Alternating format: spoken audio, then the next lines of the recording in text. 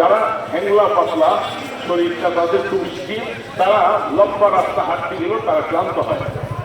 আল্লাহ রাব্বুল আলামিন 11 মাস আমাদেরকে খাওয়াই, 11টা মাস আমাদেরকে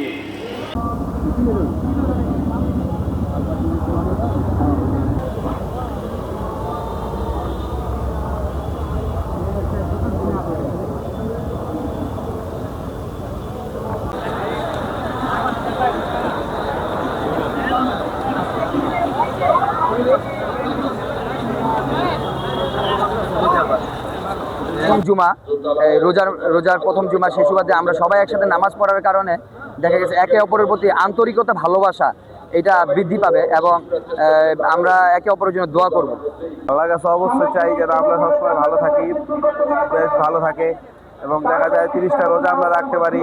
হ্যাঁ, এবং পরিবারের জন্য দোয়া এবং পুরা বাংলাদেশের জন্য দোয়া। হ্যাঁ, দেশটা যেন ভালো থাকে, এটাই, এর চেয়ে বেশি কিছু না। এই রমজানের প্রথম জুম্মায় আল্লাহর কাছে চেয়েছি যে এই রহমতের 10 দিন যাতে আমাদের সবার সবাইকে রমজানের ঈদ রাখার করে দেন।